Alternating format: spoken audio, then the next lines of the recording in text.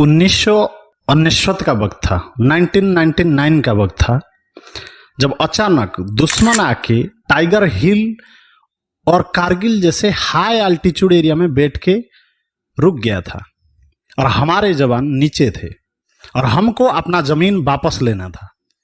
उस वक्त हमारे जवान तो बहुत ज्यादा ताकतवर, बहुत ज्यादा साहसी थे, लेकिन एक दिक्कत था कि हाई अल्टीट्यूड के वजह से ये बहुत ज्यादा डिफिकल्ट हो रहा था कि उनकी लोकेशन को लोकेट करे कि वो कहां पे हैं।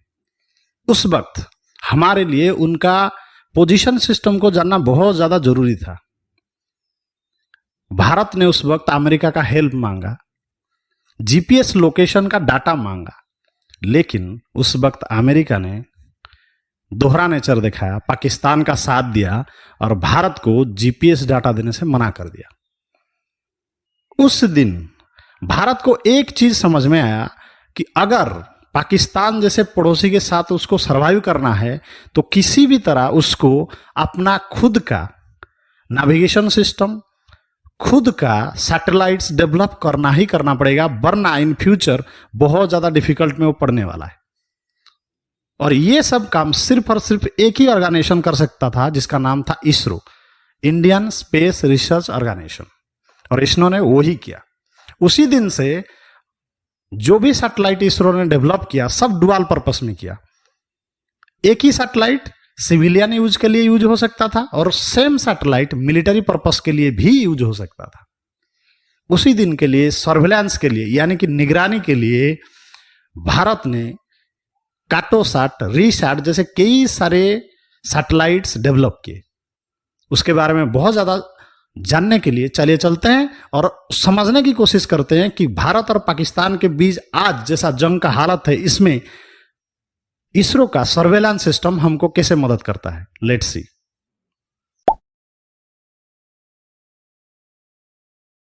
इसरो की तरफ से भारत को अगर पहला कोई तोहफा है तो ये वो है कार्टोसैट सीरीज ऑफ सैटेलाइट।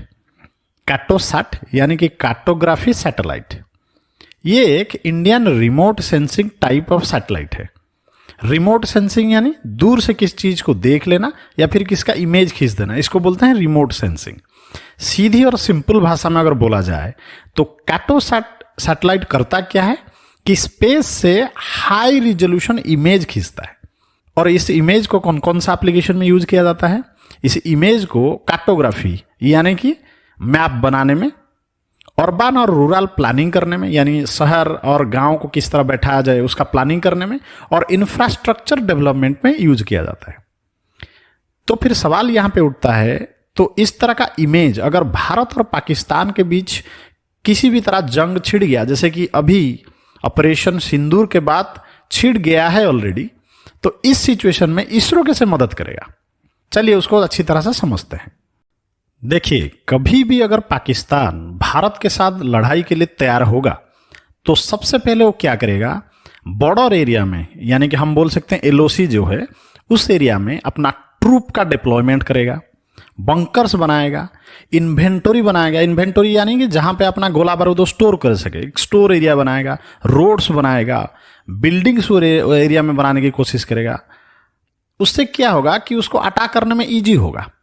तो क्या करेगा, हमारे जो कार्टोसैट सैटेलाइट है ये क्या करेगा, जो क्रिटिकल मिलिट्री इंफ्रास्ट्रक्चर है उसका फोटो खींचेगा और खींच के ग्राउंड स्टेशन को भेज देगा।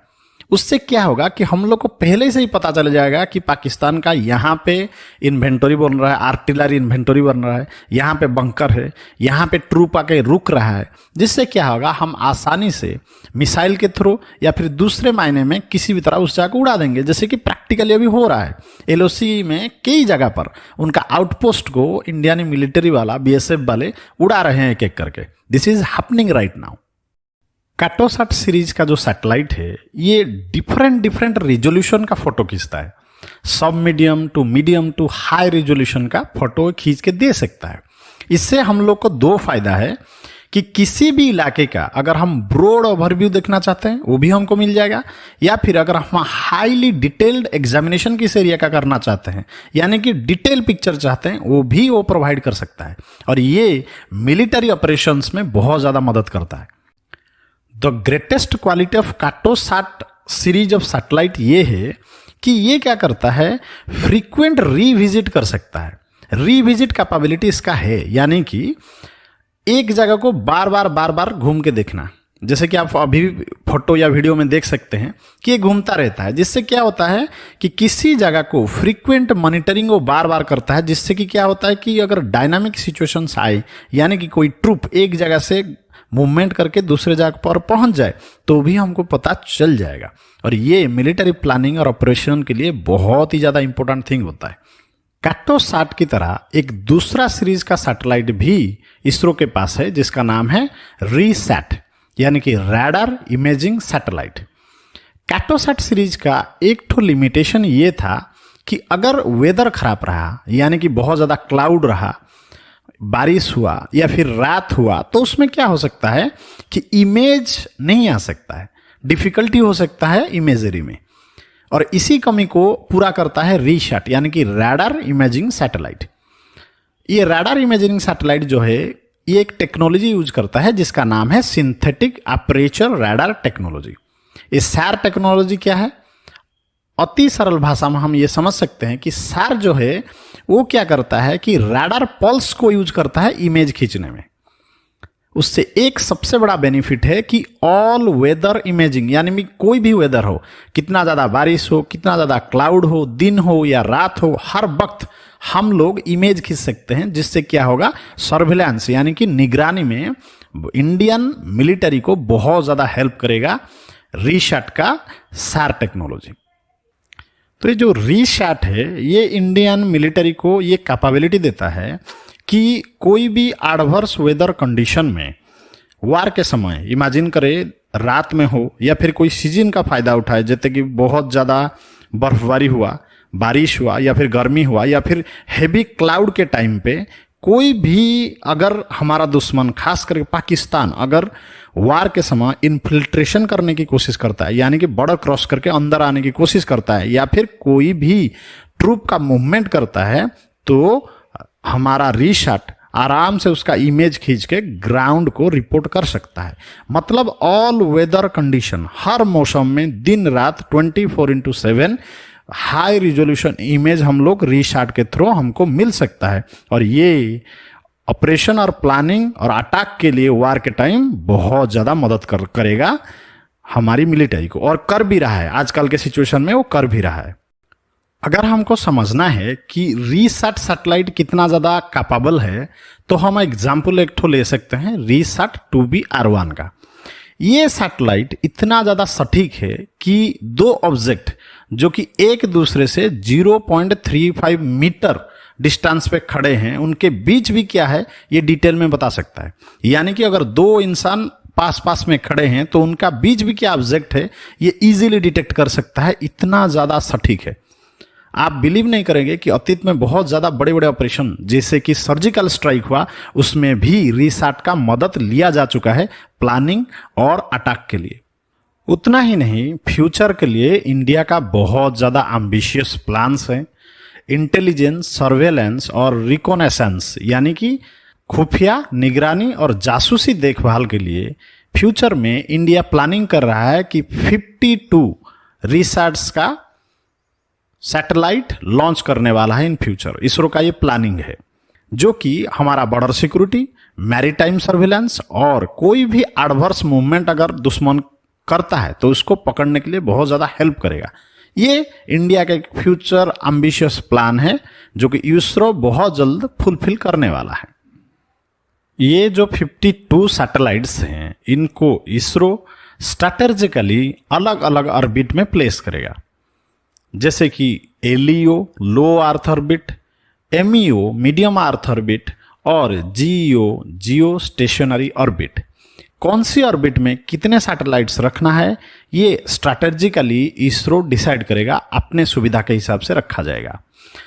ये जितने सारे सैटेलाइट्स छोड़े जाएंगे, स्पेशली मैं जो 52 सैटेलाइट्स की बात कर रहा हूं, इनमें advance sensors, high resolutionary image system, synthetic aperture radar यानी कि सार टेक्नोलॉजी, वाला रडार लेस किया जाएगा, जिससे क्या होगा कि हमको रियल टाइम और डिटेल इंटेलिजेंस रिपोर्ट किसी भी चीज का मिल सकता है स्पेस से, जिससे कि हमारी डिफेंस सिस्टम को बहुत ज्यादा ताकत मिलेगा इन फ्यूचर। जंग के वक्त एक दूसरे के साथ बात करने के लिए, कम्युनिकेशन करने के लिए एक सिक्योर लाइन का बहुत ज्यादा जरूरत होता है।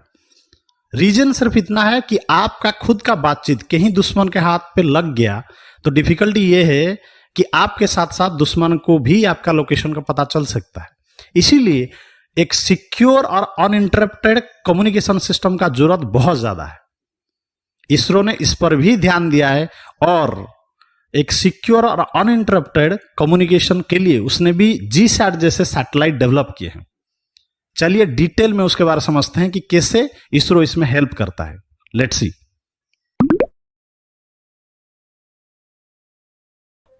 पाकिस्तान जैसे कंट्री के साथ युद्ध के हालत में 100% सिक्योर और अनइंटरप्टेड कम्युनिकेशन के लिए इसरो ने हमारे लिए जीसैट सीरीज का सैटेलाइट बनाया है। जीसैट यानी कि जियो सिंक्रोनस सैटेलाइट, ये बेसिकली एक कम्युनिकेशन सैटेलाइट है और ये टोटली डेडिकेटेड है हमारी आर्म्ड फोर्सेस के लिए।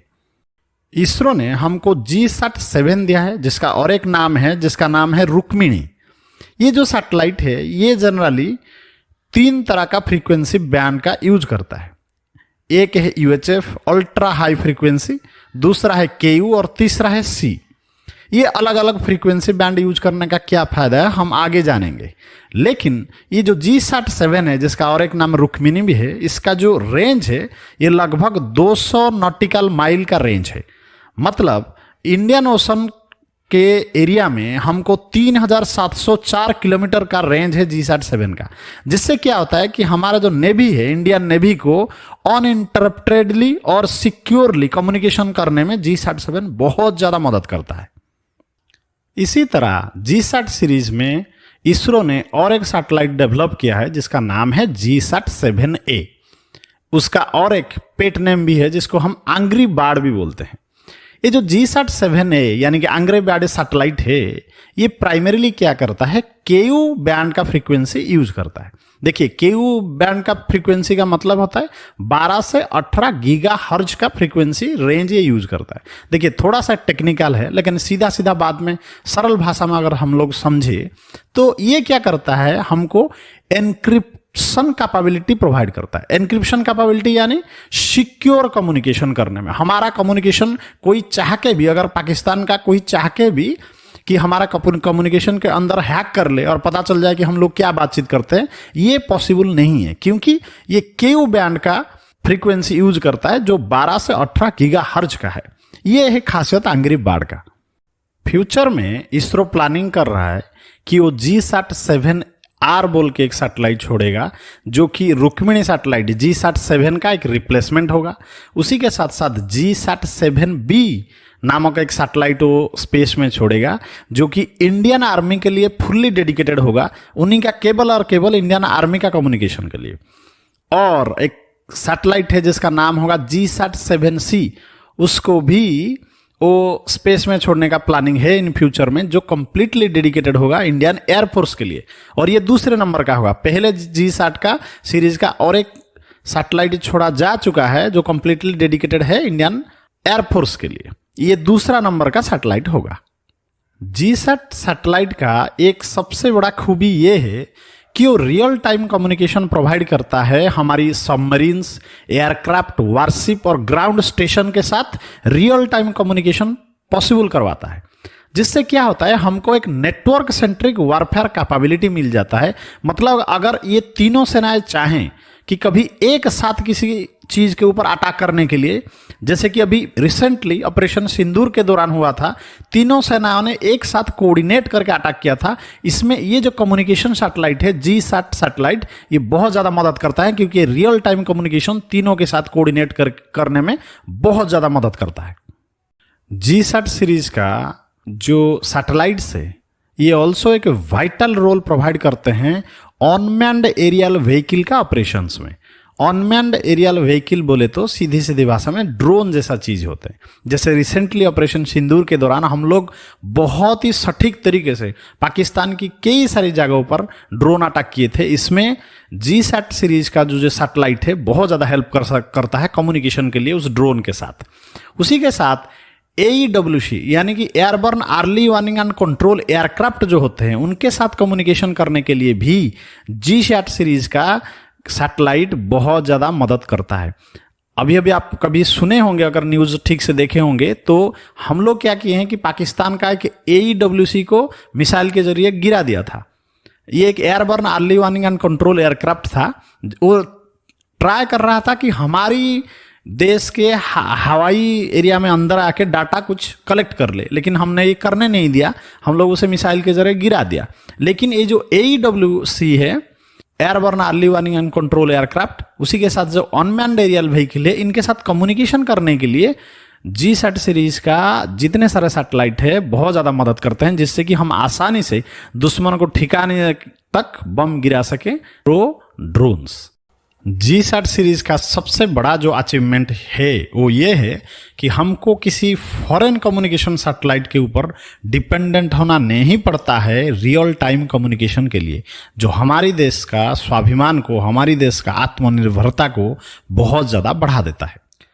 कारगिल वार के बाद जब अमेरिका ने GPS डाटा देने से मना कर दिया, तब इंडिया फुल्ली डेडिकेटेड था कि एक दिन खुद का नेविगेशन सिस्टम डेवलप करने के लिए, और ये हुआ भी। हम अपना खुद का नेविगेशन सिस्टम डेवलप किए जिसका नाम है नाविक।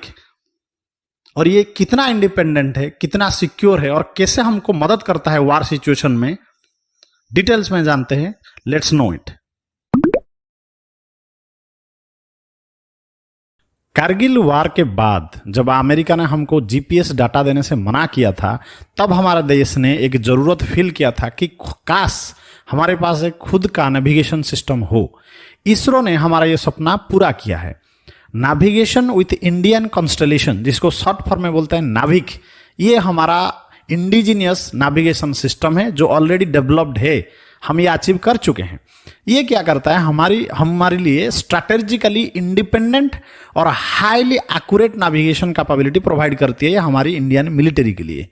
एक्यूरेट और इंडिपेंडेंट, ये दो शब्द को ज़्यादा इंपॉर्टेंट दीजिएगा। इंडिपेंडेंट मतलब अब हम GPS के ऊपर डिपेंडेंट नहीं है। अगर हमको कोई नेविगेशन डाटा चाहिए तो खुद का है, नाविक के ऊपर डिपेंडेंट है।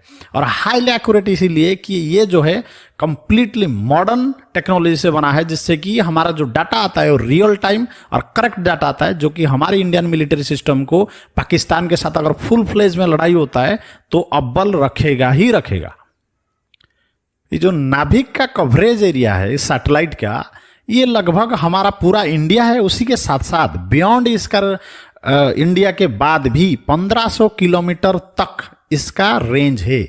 मतलब टोटल इंडिया और पाकिस्तान का बॉर्डर के साथ साथ टोटल पाकिस्तान भी इसके अंदर आ जाता है, और चाइना का कई सारा पार्ट भी इसके अंदर आ जाता है। मतलब इसका कवरेज एरिया इतना ज़्यादा है, हमारी बॉर्डर से बाहर 1500 किलोमीटर तक नाभिक का कवरेज एरिया है, जो इन फ्यूचर आइदर चाइना के साथ हो या फिर अभी पाकिस्तान के साथ हो, युद्ध के दौरान हमको, हमारी मिलिट्री को नेविगेशन में बहुत ज़्यादा हेल्प करेगा। हमारा ये जो नाविक है ये हमको दो तरह का सर्विस प्रोवाइड करता है। सबसे पहला सर्विस है SPS यानी कि स्टैंडर्ड पोजीशनिंग सर्विस। इस सर्विस क्या है, ये टोटली डेडिकेटेड है सिविलियंस को। मतलब हम और आप जैसे साधारण लोग के लिए, अगर हम कहाँ गाड़ी से जाते हैं और रास्ता ढूंढते हैं तो अगर हम चाहें तो नाविक का मदद ले सकते हैं, जैसे GPS का मदद लेते हैं, गूगल मैप का जैसे मदद लेते हैं। और दूसरा जो सर्विस है रेस्ट्रिक्टेड सर्विस है, RS है, और ये टोटली रिजर्व्ड है मिलिट्री एप्लीकेशन के लिए, इंडियन मिलिट्री के लिए। और ये जो लैटर है मतलब रेस्ट्रिक्टेड सर्विस है, ये इतना ज़्यादा एक्यूरेट है कि आपको 0.5 से लेके 5 मीटर मतलब हाफ मीटर से 5 मीटर तक का एक्यूरेसी प्रोवाइड करता है नाभिक। तो सोचिए इसरो ने किस तरह का हाईली एक्यूरेट नाभिक सिस्टम डेवलप किया है। हमारा इंडिया का जियोग्राफी जो है बहुत ज़्यादा डिफरेंट है। कहीं पे बहुत ज़्यादा ऊंचे ऊंचे पहाड़ है, कहीं पे डेजर्ट हैं, तो कहीं पे समुंदर है। तो ये जो अलग अलग जियोग्राफी के कारण अगर कोई भी navigation system single frequency system का यूज करता तो इनएक्यूरेट होता, लेकिन हमारा जो नाभिक सिस्टम है वो दो तरह का फ्रीक्वेंसी बैंड का यूज करता है, L5 और S। इससे क्या होता है, ये मोर ज्यादा एक्यूरेट हो जाता है, मतलब सटीक नेविगेशन डाटा देता है, उसी के साथ मोर रिलायबल हो जाता है, मतलब भरोसामंद हो जाता है, शायद जीपीएस और गूगल मैप से भी ज्यादा। देखिए, जैसे रिसेंटली ऑपरेशन सिंदूर के दौरान हुआ था कि हमारी आर्म्ड फोर्सेस ने पिन पॉइंटेड मिसाइल अटैक करके टेरर कैंप को संपूर्ण रूप से ध्वंस किया था। लेकिन ये कैसा पॉसिबल है? इसमें पूरा और पूरा नाभिक का हाथ है। मिसाइल को कंप्लीटली एक्यूरेटली गाइड करने के लिए नाभिक बहुत ज्यादा हेल्प करता है। It plays a crucial role in enhancing the accuracy of missile targeting. इसी के साथ साथ अगर पाकिस्तान के साथ कभी भी हमारा फुल फ्लेज अटैक होता है तो हमारा ट्रूप को परफेक्टली नेविगेट करवाने के लिए, रास्ता दिखाने के लिए नाभिक हमेशा तैयार है, हमेशा रेडी है। इसी के साथ साथ किसी भी दुश्मन देश के साथ युद्ध के दौरान, जैसे पाकिस्तान के साथ युद्ध के दौरान, इंडियन एयरफोर्स, इंडियन नेवी और इंडियन मिलिट्री तीनों को अश्योर्ड पोजिशनल डाटा प्रोवाइड करता है नाभिक। यानी कि परफेक्टली दुश्मन कहां पे है, किस पोजीशन पे, किस पॉइंट पे है, ये एक्यूरेटली नेवी, एयरफोर्स और मिलिट्री को बताता है नाभिक। किसी भी हॉस्टाइल कंट्री के साथ अगर आज के दिन में इंडिया का वार चल रहा है, जैसे कि चाइना हो या फिर पाकिस्तान हो, और इस सिचुएशन में अगर कारगिल वार की तरह हमको जीपीएस डाटा मना भी कर दिया गया, डिनाई भी कर दिया गया, तो भी अब इंडिया के लिए कोई प्रॉब्लम है ही नहीं, क्योंकि हमारा जो नाभिक सिस्टम है ये इंडिपेंडेंट सिस्टम है, किसी के ऊपर डिपेंडेंट नहीं है, खुद का है। और इसको जाम करना और इसको हैक करना यानी कि स्पूफिंग करना बहुत ज़्यादा डिफिकल्ट है। और वार जैसी सिचुएशन में इस तरह का बिना जामिंग और बिना स्पूफिंग का इंडिपेंडेंट सैटेलाइट जिसके पास है वो वार में बहुत ज़्यादा आगे रहेगा, जो हमारे लिए एक बहुत ज़्यादा स्ट्रैटेजिक एडवांटेज है। दुश्मन को मारना जंग में जितना ज्यादा इंपॉर्टेंट है, खुद का डिफेंस उतना ही ज्यादा इंपॉर्टेंट होता है। रिसेंटली जब ऑपरेशन सिंदूर कंप्लीट हुआ तो पाकिस्तान बार बार जैसे हम लोग का एयर स्पेस वायोलेट करके ड्रोन और मिसाइल से हम लोग को अटैक करता है, इससे हम लोग को पता चलता है कि हमारा डिफेंस सिस्टम कितना ज्यादा सख्त हो चुका है, कितना ज्यादा अच्छा है, कितना ज्यादा वेल डेवलप्ड है। खुद का बचाव बहुत ज्यादा नेसेसरी, और इसमें अर्ली वार्निंग सिस्टम और मिसाइल डिटेक्शन सिस्टम का बहुत ज्यादा बड़ा योगदान है। इसरो ये सिस्टम डेवलप किया है हमारे देश के लिए। कैसे, चलिए जानते हैं। देखिए, अगर आप किसी भी युद्ध में किसी भी एक सैनिक को देखा होगा तो उसके एक हाथ में अस्त्र होता है, दूसरे हाथ में ढाल होता है। आजकल के ज़माने में हमारा देश के लिए ढाल है नेत्रा। नेत्रा यानी कि फुल फॉर्म है network for space object tracking and analysis.